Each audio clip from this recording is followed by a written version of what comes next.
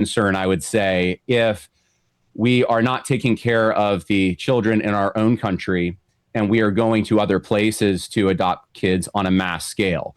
I think the people who do that generally have good hearts. They want to do the right thing. And in many cases, they are helping children in other places significantly. There is something to be said, though, for the Order Omaris, trying to. And that's the schedule, and we're sticking to it. All right, my next guest is an author. He's a producer and a cultural commentator. He hosts conversations that matter. He produces documentaries through Last Stand Studios, and his work focuses on Christianity, history, culture, politics, and the social justice movement inside of Christian institutions. His new episode asks why people are attacking the family that I was talking about before the break, and examines the online reaction to a family with one biological daughter and two adopted sons, with the catch that they are not of their original race. Jon, thank you for being here. Good morning. Austin, I really appreciate it. Thanks for having me. Yeah, glad to have you here. So a family photo went viral, and some people who identify as conservative accused the Christian parents of betraying their race because they adopted two black children. Just broad overview, what was your reaction? So Tyler Tot and his wife Annie posted this picture, and it sounds like your audience is aware of what happened with the controversy surrounding this. My reaction was, I can't believe Christians are counter signaling this guy, and not just saying this is unwise or what does this do to his biological child, but more than that, there were a lot of accounts saying horrific things about them, that they were traitors. Even one guy who got a little bit of traction, I'm assuming it's a guy, I don't know. These are anonymous accounts. Most of them said that he should die. So clearly he hit a nerve. And so I tried to think about what that nerve was, why people were reacting that way, especially self-proclaimed Christians. And so I made a video about it, and here we are. So you emphasize, these two boys, they were American children. They weren't like children brought from another country. Does that distinction matter? Is that important to the argument?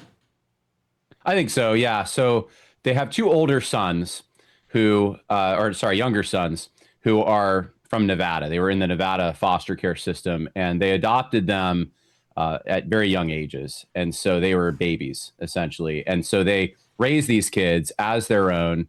And the situation erupted when Tyler went to his lawyer, wanted to craft a family trust, a will where he would divide the assets. And the lawyer asked him, do you want to divide this equally, or would you like your biological child, your oldest daughter, to have more than the rest? And that's what I think set him off. But he posted about it, and then people were upset that made him upset, because they figured he was favoring foreigners. That's the word I kept seeing. He was favoring foreigners over his own family.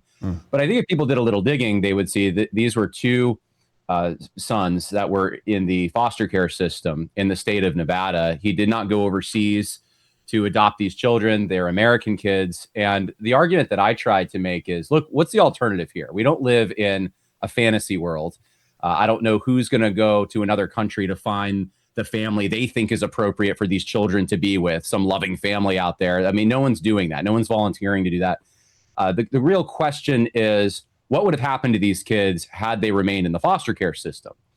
And I don't know for individual cases, no one does, but we can look broadly at statistics. And really, this is just common sense. You shouldn't need statistics to show this, but foster care children generally have higher rates of homelessness, participation in crime, failure in school, that kind of thing. So an adopted child is much better. And so I say, look, they're not just helping these two kids.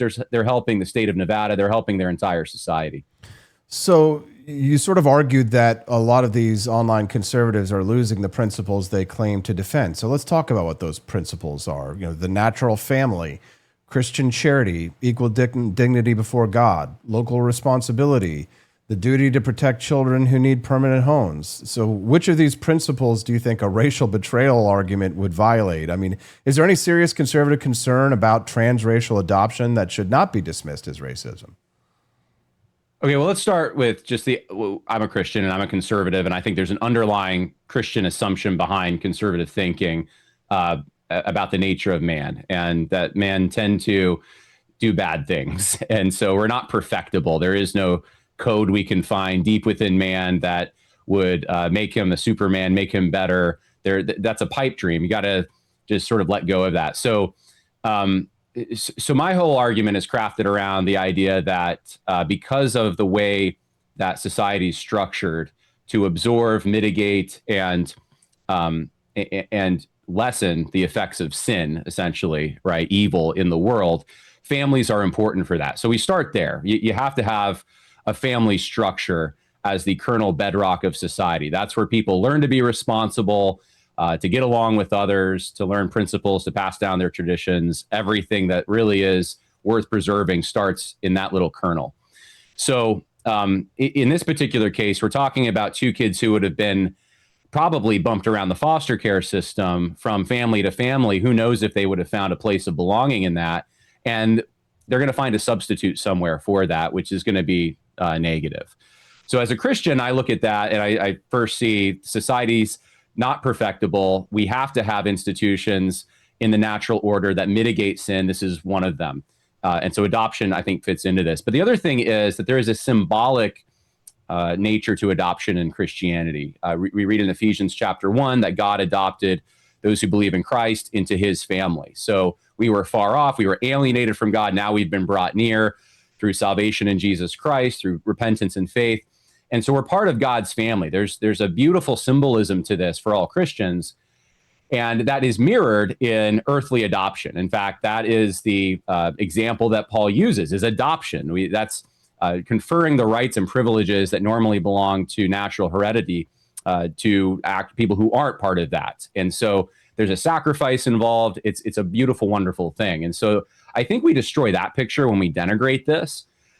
There is a legitimate concern, I would say, if we are not taking care of the children in our own country and we are going to other places to adopt kids on a mass scale. I think the people who do that generally have good hearts. They want to do the right thing. And in many cases, they are helping children in other places significantly. There is something to be said, though, for the order omaris, trying to, in other words, the order of loves, loving the people who are in close proximity to you. And because adoption is so expensive and it's cheaper to go overseas and do it, this makes a lot of people go that direction. But I would love to see things change so that it would be easier for people to adopt kids in the United States. Well, that's an interesting problem because the government makes it more expensive to adopt them here than they would if they would go overseas. And you're talking about the order of loves. I've read about this idea as well.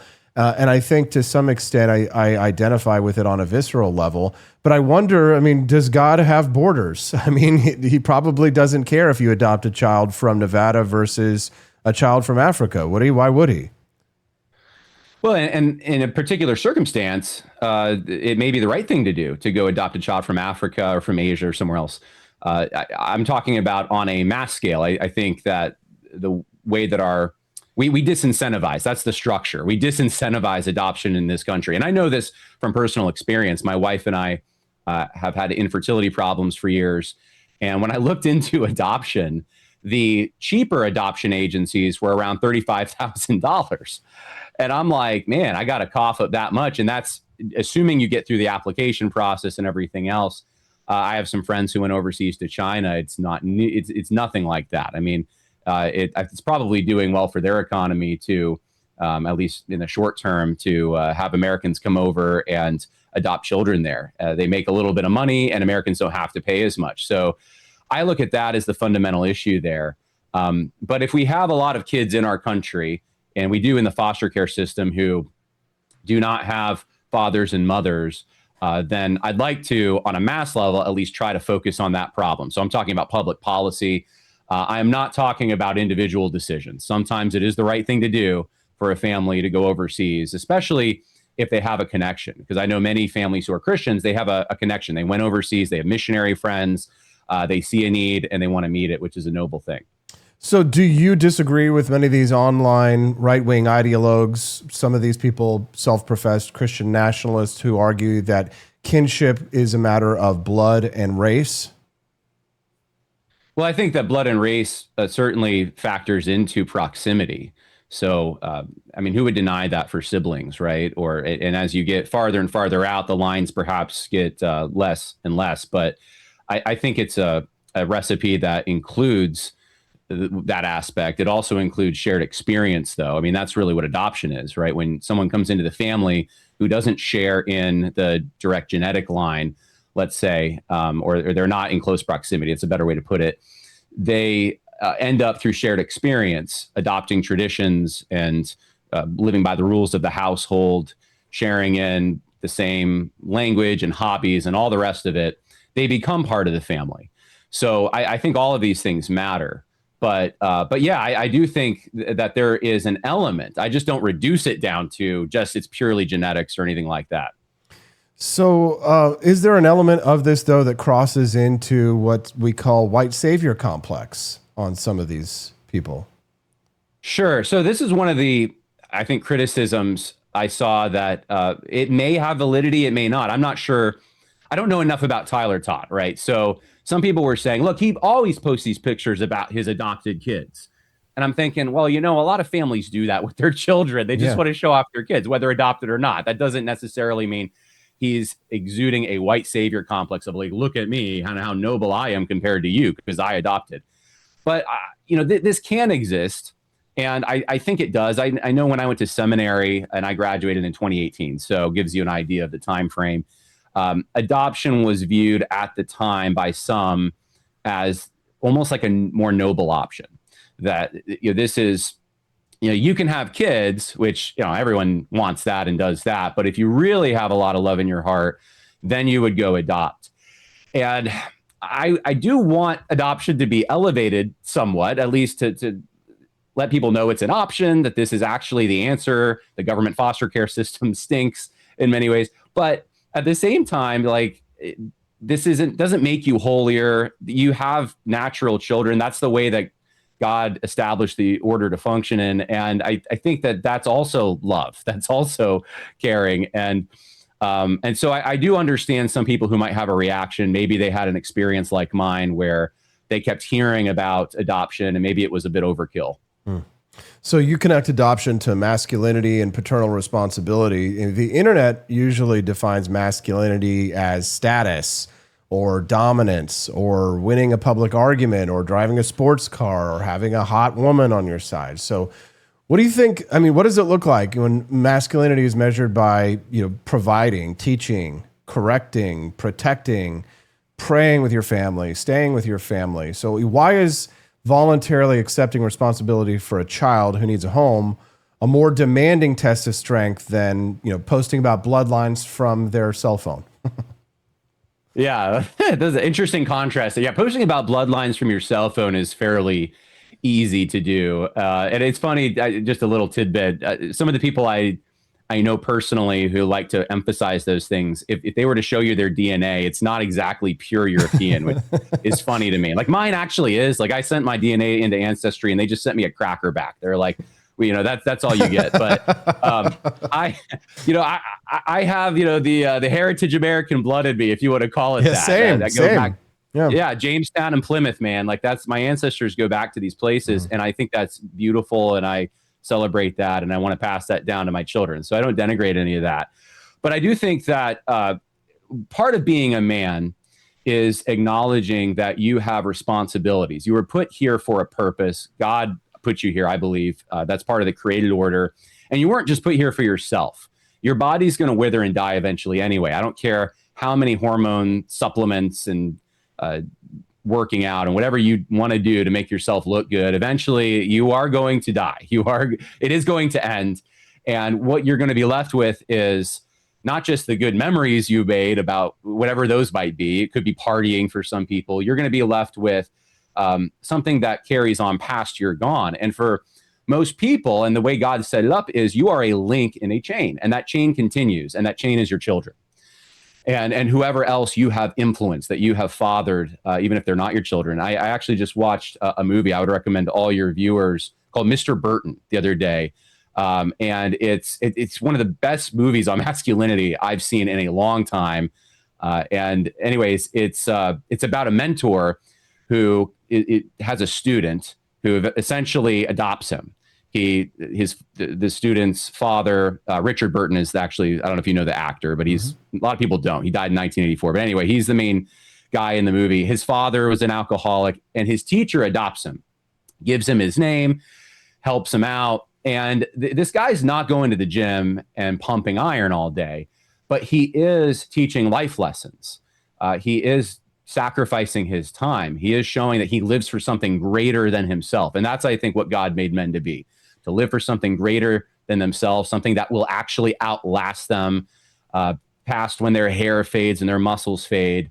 And that's a truly wise, long view. And so, when I get old, and I'm sure you probably feel the same way, I'd love to give some sage advice. I'd love to have that experience to look back and tell my kids and grandkids about. Pumping iron in the gym is cool. I think that's a good thing. And men were made to be strong, but that's not what it's all about. I like that. But let's talk about this concept of race essentialism, because I think that it is quite pervasive on the online right to suggest that, things like demographics are destiny, and that genetics is, your genetic background is the most likely determinant of the kinds of outcomes that you'll have in life. So, if you're in an interracial adoption scenario, do you just pretend that race doesn't affect a child's experience? I mean, how do you reject race essentialism? How do you prepare a black child for situations that they may encounter that you or I might not have encountered while we were growing up, Jon? Those are difficult questions.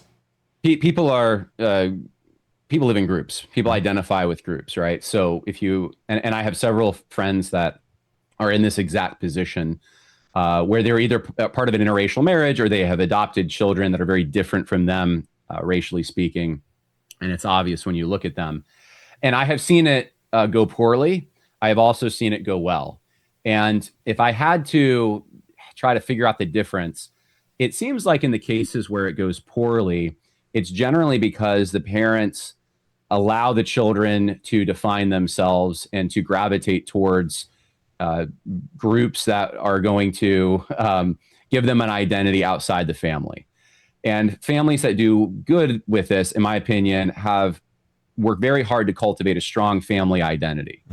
So children who grow up and their parents are mixed, or their parents are white, let's say, and they are black. And I have several families that I know like this. And they learned at a very young age, you are part of this family. This is what our family does. These are the activities we're engaged in.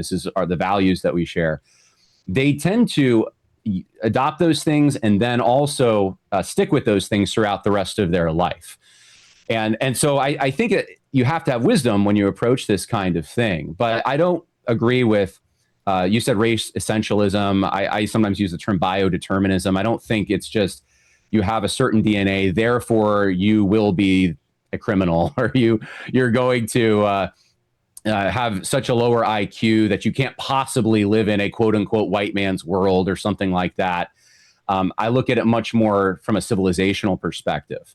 And are you civilized or are you uncivilized? And so I believe Christianity has done really great things for Europe. I think monogamy, which is a feature of this, has done great things for Europe. Free enterprise. I mean, all the kinds of things that we enjoy as blessings of liberty here in the United States, I think, came from a certain culture. And it doesn't have to be part of our culture. You can teach these things to other cultures. It is possible. So I don't want to, at the same time, disregard that there's differences, and you'd be a fool to go to other places like various countries in Africa and say, oh, this is the same as the United States. We can just plant the Declaration of Independence and the Constitution here. Obviously, that didn't work in Liberia. You have to tailor it to the culture that you're in. But I do think certainly people can learn civilization, can learn Christian principles, how to be responsible, whether or not they are white or Asian or any other race, because the Bible, the principles the Bible exudes, the Ten Commandments, these are universal things. So you asked the question, what exactly are we trying to conserve, Jon? I think that deserves a concrete answer. What are we trying to conserve? Is it a bloodline, civilization, faith, moral order, nation, network of families, so all of the above? How would you respond to that? Yeah, so in the article, or I guess it's the video that I did, when I asked that question, I was thinking in terms of we're trying to conserve a paternal patriarchy. So there's different forms of patriarchy out there. You can look in the Islamic world, you can look in non-Christian pagan tribal places where they have their own form of patriarchy and it has certain markings. But I think in our context, we have inherited a paternalistic kind of patriarchy where there's a responsibility that's recognized. And I think if we get rid of that, if we don't have paternalism anymore, if it's just brute strength, if the measure of a man is, how many women he can impregnate or something like that, then we lose our entire society. So that's what I'm trying to conserve, is that there are guardrails and boundaries. But the bigger question that you just asked, I think the answer to it is all of the above. We want to conserve our civilization, and that's going to get more fine-tuned and specific in the various states and regions that we live in. I want to conserve the things that are associated with the town that I live in, that my children will inherit. And I live north of New York City right now. I don't like it when people from New York City come up and make everything so expensive and don't volunteer for the volunteer fire department. And I can see negative effects of that kind of a mass movement. And so even in the same state, I look at my region and I say, I want to conserve the good things about this place, people, and ultimately it's ourselves and our posterity. It's passing down to our children what we had and trying to make it better. Jon, this has been a really great conversation, but I want to make sure that we covered everything. If you think that there's anything that we may have missed in this, or perhaps something that you wanted to mention, or if you'd like to give a little plug, that's perfectly fine. I'll give you the floor to take us out. Yeah, thanks, Austin. So I just wanted to say, first of all, I first came across you when you were running for president. So I don't remember how long ago that was. I was trying to think right before. It was a little while ago. And I appreciated so many of the things that you stood for at that time. And I know you're more like libertarian leaning, liberty focused. That's my understanding of your platform even now today. And so I would just say, look, if we want to live in a society that conserves liberty, we need virtue. Virtue is the important thing to have. If you don't have virtue, if you're not self-governing, then people will cry out for order, and the government is more than happy to come in and create law and order. Usually it's not actually law and order though, right? So I'm doing a conference coming up, virtueconference.com. It's in New York. If you live near New York City, it's about an hour and a half up the Hudson River. It's last weekend of September. Got some great speakers lined up, and we're talking about restoring virtue, how to be more virtuous in our own lives, because I think that's the answer moving forward. If we're not virtuous, we lose our civilization. Completely agree. Jon Harris, where can people find you online if they want to give you a follow? JonHarrisMedia.com. Thanks, Austin. Thank you, Jon. You have a wonderful day. We appreciate